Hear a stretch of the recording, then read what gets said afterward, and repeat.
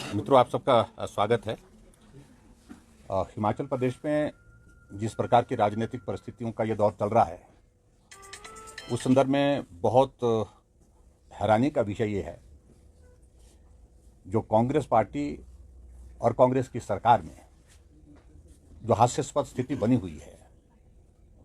एक दिन पहले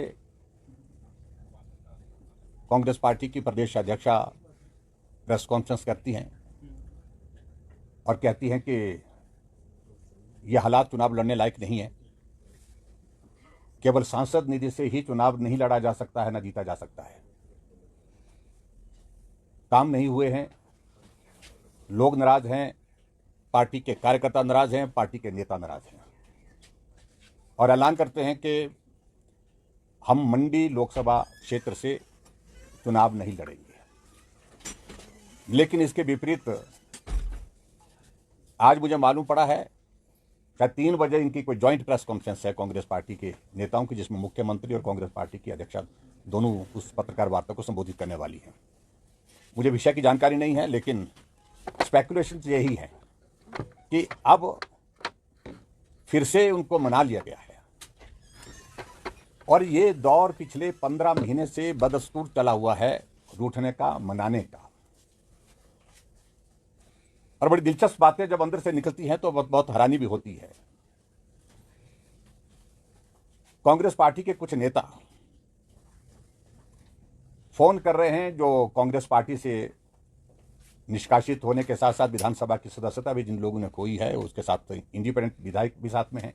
उनको 3 लोग ऐसे हैं जो फोन कर रहे हैं और ये कह रहे हैं कि मुख्यमंत्री को लोकसभा के चुनाव के पश्चात तुरंत बदलने का निर्णय हो गया है पार्टी हाईकमान द्वारा। एक कहता है कि आप सब वापस आ जाओ, हम पुनः बहाल कर देंगे आपको, और बहाल नहीं करेंगे तो आपको मंत्रिमंडल में हम शामिल कर देंगे, कई तरह के प्रलोभन दे करके। चाहे वो निर्दलीय विधायक हैं, चाहे वो विधायक वो हैं जो कांग्रेस पार्टी से निकाले गए, निकालने के साथ विधानसभा की जिनकी सदस्यता समाप्त कर दी गई है एक निर्णय के अनुसार। और ये कह रहे हैं कि एक कह रहा है कि मेरी संभावना बन रही है, इसलिए आप वापस आ जाओ। और थोड़े वक्त के बाद दूसरे का फोन आता है और वो भी यही कहते हैं कि सुक्खू को हटाने का निर्णय हो गया है चुनाव के बाद, और ऐसी परिस्थिति में आप इधर उधर मत जाइए, आप वापस आ जाइए। और कुछ लोगों ने तो यहां तक कह दिया कि अगर आपको चुनाव लड़ना है तो हम कांग्रेस पार्टी से ही आपको टिकट देने का इंतजाम कर देंगे। और तीसरा एक और फोन करते हैं। 3 लोग इस वक्त, 3 नेता कांग्रेस पार्टी के, और आप अंदाजा लगा सकते हैं कौन कौन है वो। मुझे लगता है कि आप बहुत करीब पहुंच जाएंगे अपने आप इन सारी चीजों को लेकर के। एक बहुत हास्यास्पद स्थिति बनी है, जो हमारे साथी हमको सूचनाएं दे रहे हैं कि 3 लोग कांग्रेस पार्टी के, और जिनमें ये भी मैं थोड़ा और ज्यादा आगे बढ़कर के कहूं, तीनों इस वक्त वो मंत्री हैं हिमाचल प्रदेश सरकार में। और दूसरी बात, सब लोग इस तरह की परिस्थिति में से इस दौर को, जो लोकसभा का चुनाव का, इसको निकालना चाह रहे हैं और उसके पश्चात अपनी अपनी लड़ाई लड़ने के लिए योजनाएं बना रहे हैं। वो उनका अंदर का विषय है, उसमें मैं जाना नहीं चाहता हूं। बहरहाल मैं एक बात जरूर कहना चाहता हूं कि कांग्रेस पार्टी की अध्यक्षा, जो सांसद है मंडी से, ऐलान कर चुकी है कि चुनाव नहीं लड़ेंगी। लेकिन आज मुझे मालूम पड़ा है कि उनको मना करके यह कहा जाएगा कि अब उनने हमारी बात को मान लिया है और चुनाव लड़ने का मन बना लिया है। और एक वो भी एक बहुत बड़ा, मतलब कांग्रेस पार्टी के अंदर ही बार्गेनिंग का क्या सिस्टम चल रहा है, इस बात को लेकर के मैं आपके सामने इस बात को रख रहा हूं। दूसरी बात मित्रों, आज तक के हिमाचल प्रदेश के इतिहास में ऐसा दौर कभी देखने को नहीं मिला। 5 साल मैं भी मुख्यमंत्री हिमाचल प्रदेश में रहा, लेकिन 5 साल के कार्यकाल में हमने पहले दिन एक कमिटमेंट की, हॉनेस्ट कमिटमेंट की, और 5 साल तक उस कमिटमेंट को निभाया कि प्रतिशोध की भावना के साथ, राजनीतिक द्वेष के साथ हम काम नहीं करेंगे। राजनीति में परिस्थितियां बदलती रहती है, बिगड़ती रहती है, लेकिन उसके बावजूद हमने कभी बदले की भावना से हिमाचल प्रदेश में चुने हुए प्रतिनिधियों के खिलाफ कोई भी कार्रवाई नहीं की। यहां प्रतिशोध की भावना यहां तक पहुंच गई, कईयों के घर को उखाड़ने के लिए, तोड़ने के लिए नोटिस जारी हो चुका है। ये नोटिस जो शिमला नगर निगम की ओर से दिया गया है, इंद्रदत्त लखनपाल जी को, उनको कहा कल तक, यानी कि हिमाचल में भी वो परिस्थिति जैसे कि इन लोगों ने ऐसा कोई क्राइम किया है, ऐसा कोई गलत काम किया है, उनके घर को तोड़ने के लिए नोटिस जारी हो चुका है। एक विधायक लाहौल स्पीति के हमारे, उनके घर के लिए जो रास्ता कई वर्षों से चलता है, जिसमें आते हैं जाते हैं, उस रास्ते को बंद कर दिया गया है, उनके ऊपर भी एफआईआर दर्ज कर दी गई। और उसी प्रकार से हमारे एक इंडिपेंडेंट विधायक केएल ठाकुर, उनके परिवार के खिलाफ भी मामला दर्ज कर दिया गया। आखिरकार मुझे मालूम नहीं पड़ रहा है कि इससे हासिल क्या होगा। और इससे हंसी की बात और हास्यास्पद स्थिति तो एक तरफ यह बन रही है कि कार्रवाई करने के साथ साथ में दूसरी तरफ उनको फोन कर रहे हैं कि आप आ जाओ, हम आपके मामले को ठीक कर देते हैं। और फोन भी कुछ जगह मुख्यमंत्री स्वयं कर रहे हैं, कुछ जगह मुख्यमंत्री के करीब ये लोग कर रहे हैं। इस प्रकार की हास्यास्पद स्थिति हिमाचल प्रदेश में बनी है। मैं समझता हूं ये बहुत दुर्भाग्यपूर्ण है। मैं कह रहा हूं कि हमने वादा किया था कि हिमाचल प्रदेश में इस प्रतिशोध की राजनीति और दुर्भावना की राजनीति नहीं करेंगे। हमने 5 साल नहीं की। उतार चढ़ाव आते रहते हैं, लेकिन उसके बावजूद भी हमने किसी के खिलाफ इस प्रकार से व्यवहार नहीं किया। चुने वो प्रतिनिधियों के खिलाफ इस प्रकार के मामले करना, मामले दर्ज करते रहना, ये मैं समझता हूं बहुत ही दुर्भाग्यपूर्ण है। और इसके अतिरिक्त मैं एक बात और भी कहना चाहूंगा कि हिमाचल प्रदेश में आज शायद कांग्रेस का एक डेलीगेशन मिला है इलेक्शन कमीशन को, और जिन्होंने इस बात को लेकर के अपने तथ्य देने की कोशिश की है कि जो 1500 रुपए की जो उनने हर महिला को देने की जो गारंटी थी उनकी, उसकी जो घोषणा की है मुख्यमंत्री ने, उस पर रोक ना लगाई जाए। उसका जवाब दायर करने के लिए बोला गया, शायद वो जवाब उनने दायर किया। मुझे एग्जैक्ट जानकारी अभी तक नहीं हासिल हुई है, लेकिन उसके बावजूद मुझे मालूम पड़ा कि इस प्रकार की परिस्थिति है। देखिए, सीधी सी बात है, जब मॉडल कोड ऑफ कंडक्ट लागू हो चुका है, इस प्रकार के प्रलोभन दे करके लोगों को गाड़ियों में डाल करके, महिलाओं को विशेष तौर से इस तरह से उनको फॉर्म भर करके उनको प्रभावित करना, ये आचार संहिता के दायरे में आता है। और ये उल्लंघन उन्होंने पहले भी किया है।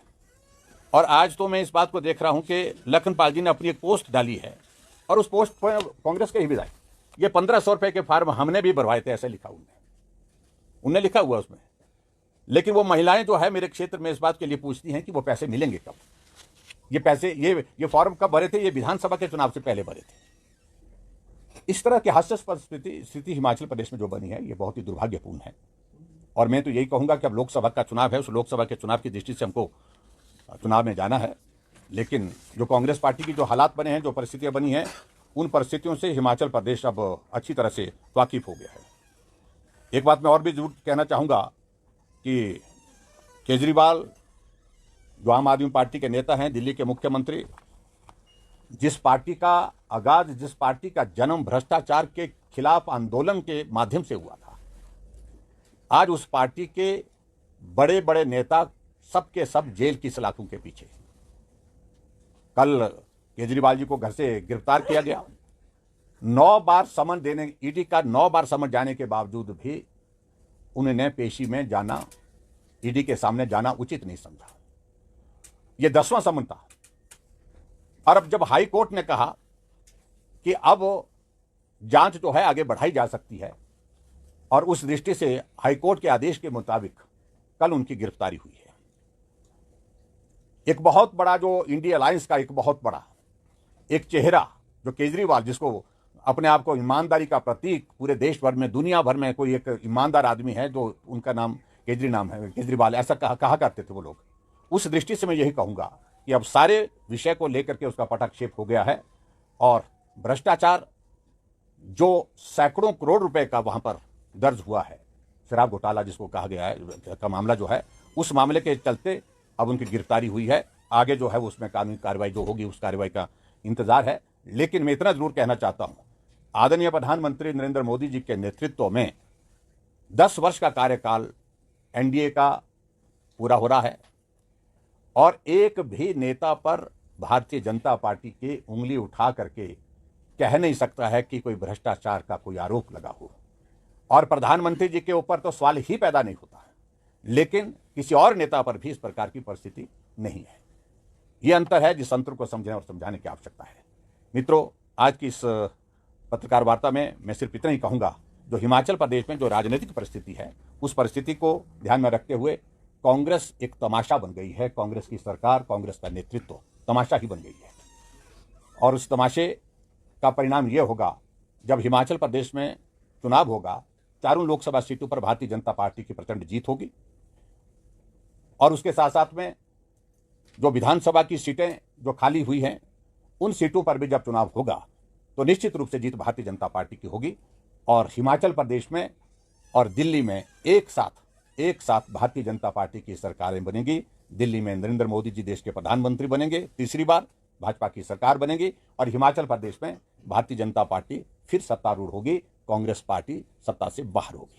सर, क्या 6 निष्कासित और 3 निर्दलीय बीजेपी में शामिल हो रहे हैं? देखिए, सारी बात का थोड़ा सा इंतजार करने के लिए मैं आपसे कहूंगा, थोड़ा आप इंतजार करें। इस पर हम जल्दी कोई फैसले ले रहे हैं और पार्टी का नेतृत्व तो इन सारी बातों को लेकर के जो है गंभीरता से विचार करने के बाद आगे बढ़ा है। चर्चा ये है कि आज शामिल हो रहे हैं, 2 बजे का समय तय किया गया है। कल भी बैठक हुई है नड्डा जी से उनकी। देखिए, बैठक हुई है, चीजें आगे बढ़ चुकी हैं। समय कौन सा निर्धारित होगा तो निश्चित रूप से उसी दिशा में, क्योंकि जब चुनाव की तारीखें तय हो गई है और मोटे तौर पर उसी दिशा में चीजें आगे बढ़ रही हैं। लेकिन हम इंतजार कर रहे हैं, पहले दिल्ली अंतिम निर्णय ले ले और उसके बाद फिर हम आपसे बात करें। विधायक दल की बैठक रखी गई, कोई बड़ा मुद्दा? विधायक दल की बैठक तो हमने लोकसभा के चुनाव की दृष्टि से तैयारी के लिए रखी है। और विधायक दल की बैठक से आपको चौंकना नहीं चाहिए कि विधायक दल की बैठक क्यों रख दी। विधायक हमारे चुने वो प्रतिनिधि हैं, उनके जिम्मे पार्टी के संगठन की ओर से जो काम लगे हैं, दायित्व लगे हैं कि ये करना है, वहाँ का अपने अपने क्षेत्र में भी करना है, क्षेत्र के अलावा दूसरे क्षेत्र में भी काम करना है। उस दृष्टि से कुछ हमारा रोड मैप बना है, उस पर हम बात करेंगे। आज आम आदमी पार्टी के कार्यकर्ता जो है देश भर की तरह आज भाजपा मुख्यालय का भी घेराव करने वाले हैं। देखिए, एक बात तो मान करके चलिए कि जहाँ उनके नेता ये छवि अपनी बताते थे कि वो ईमानदार हैं, बिल्कुल इस प्रकार के ईमानदार हैं कि वो उन पर कोई उंगली नहीं उठा सकता है, अब वो बिल्कुल भ्रष्टाचार के दलदल में फंस गए हैं। और फ्रस्ट्रेशन है, उनका नेतृत्व तो सारा जेल के पीछे है, जेल की सलाखों के पीछे है। और उस हालात में स्वाभाविक रूप से वो रोष आक्रोश जाहिर करेंगे, उस पर कोई बात नहीं है, लोकतांत्रिक व्यवस्था है। लेकिन उसके बावजूद उसका कोई अर्थ नहीं। अब आम आदमी पार्टी को कोई भी रास्ता नहीं है इस देश के सामने। इन सारी चीज़ों का जो एक्सपोजर हो गया है, उसके बाद अपने आप को छुपाने के लिए कोई रास्ता नहीं है। सर, कांग्रेस कह रही है भाजपा जांच एजेंसियों का उपयोग कर रही है चुनाव जीतने के लिए। देखिए, चुनाव जीतने के लिए सवाल पैदा नहीं होता। ये मामला कितने सालों से 10 बार समन हुआ दिल्ली के मुख्यमंत्री को, लेकिन जांच में उन्हें शामिल होना ही उचित नहीं समझा। और आखिरकार हाईकोर्ट की इंटरवेंशन से सारी कार्यवाही उसमें हुई है। और सर, क्या आपको दिल्ली बुलाया गया है ऐसे समय में, तब जब निर्दलीय और साथ में बागी हैं वो भाजपा ज्वाइन करने वाले हैं, क्योंकि बीजेपी के 3 नेता तो ऑलरेडी दिल्ली में हैं? नहीं, बीजेपी के नेता दिल्ली तो जाएंगे ही। और स्वाभाविक रूप से इस तरह की बातों को लेकर के जब बात होती है तो कुछ चर्चा में भाग लेना, बात करना, ये स्वाभाविक रूप से होता रहता है। लेकिन आज कुछ और विषय को लेकर के हम आप लोगों के ध्यान में थोड़ी देर में बात करेंगे। जब कल सुबह उनकी ज्वाइनिंग होगी तो आप उस समय वहाँ हिस्सा होंगे क्या? नहीं, मैं स्टेशन हूँ यहाँ पर। विधायक दल की बैठक हमने शिमला बुलाई है, हम शिमला ही होंगे। और सर, बार बार आप दावा कर रहे हैं, भाजपा दावा कर रही है कि हिमाचल प्रदेश में भाजपा सत्तारूढ़ होगी। मुख्यमंत्री ने भी जनसभा में कहा था कि जयराम ठाकुर को कुर्सी की इतनी भूख क्यों है? देखो, मैं एक बड़ी साफ बात कह रहा हूँ, कुर्सी की भूख नहीं है और कुर्सी की लालच भी नहीं है। और बड़ी साफ बात करो कि आपको कुर्सी बहुत बेहतर ढंग से संचालन करने के लिए प्रदेश की जनता ने दी थी, लेकिन अब आप नहीं संभाल पा रहे हैं, इसमें हमें मत दो चीज़। मैं तो इस बात को कह ही नहीं रहा हूं, बिल्कुल कह ही नहीं रहा हूं। कुर्सी का तो मंत्री को समझा है। कांग्रेस के पोलिंग बूथ पर बैठे इलेक्शन एजेंट को राज्यसभा के चुनाव के दौरान अपना वोट दिखा करके गए हैं।